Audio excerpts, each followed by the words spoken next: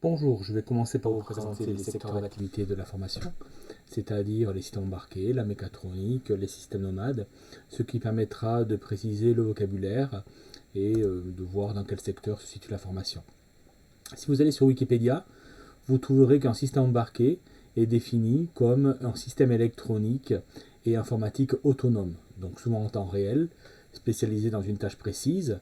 Les points vraiment essentiels, c'est les quatre mots qui sont en gras. Le mot système, on est sur la constitution d'un tout qui a une fonction donnée. Ce système, il est évidemment basé sur de l'électronique, sur des systèmes électroniques.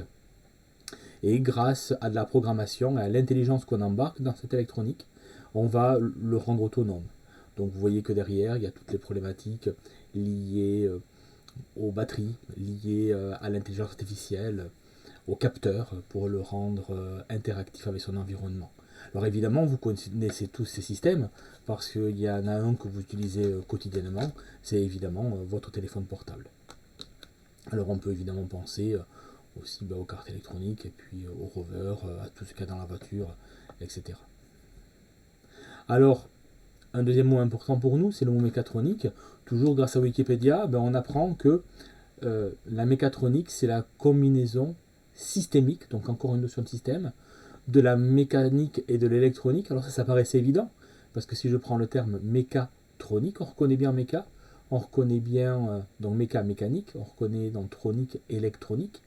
Donc on s'attend effectivement à ce qu'on soit sur l'association entre la mécanique et l'électronique, mais au-delà de ça, on y rajoute de l'automatique, donc du contrôle-commande, et de l'informatique. Cette informatique, ça permet de donner de l'intelligence à notre système. C'est ce qui me fait dire que la mécatronique, c'est de l'électromécanique intelligente. Alors un exemple qui peut illustrer ça, c'est l'appareil photo autofocus.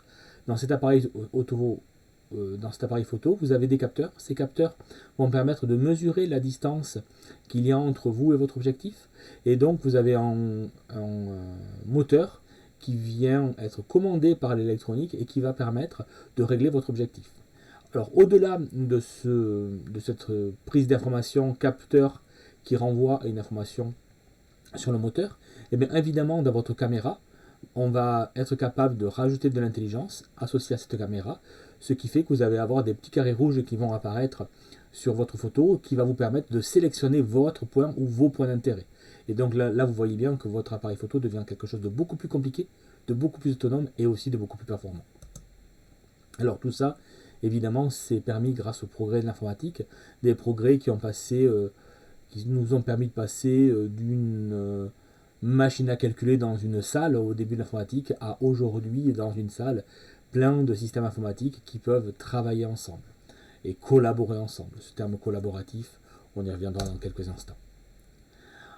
Alors la mécatronique, les systèmes embarqués, ça permet de rendre nos systèmes plus intelligents, donc également plus adaptables, plus efficaces. Comme je viens de le dire, ils deviennent adaptables, ils ont conscience de leur environnement, conscience de ce qui se passe autour d'eux, et donc ils vont pouvoir collaborer entre eux ou avec d'autres, ce qui permet de résoudre des tâches complexes en associant des fonctionnalités différentes.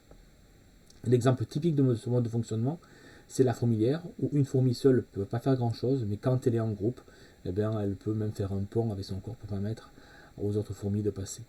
Et évidemment, ça permet de répondre à pas mal d'enjeux de société, notamment autour de l'énergie, autour de la sécurité, de l'assistance, que cette assistance, elle soit dans un milieu hospitalier ou à la maison. Alors évidemment, la mécatronique, les systèmes embarqués, on en retrouve partout.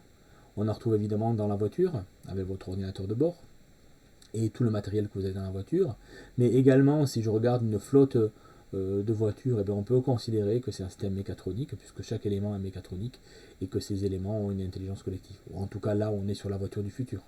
On peut évidemment penser aux drones, que ces drones, ils marchent, ils nagent ou ils volent, et puis on peut penser au secteur industriel, avec l'usine du futur, l'usine 4.0, qui est vraiment tournée vers le numérique.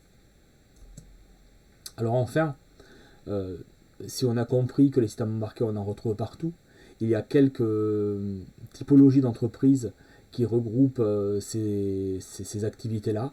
Et en fait, on en retrouve dans les grands groupes, On en retrouve dans des startups, puisqu'on a bien compris le lien à l'innovation, et on en retrouve dans des sociétés d'ingénierie de services qui vont louer, entre guillemets, des ingénieurs qui vont travailler dans des grands groupes ou dans des startups, mais majoritairement dans des grands groupes. Voilà pour cette présentation du secteur. Si vous voulez en savoir plus, eh bien, regardez les autres vidéos. Et puis vous pouvez nous contacter pour les portes ouvertes le 13 février ou sur les réseaux sociaux. A tout de suite.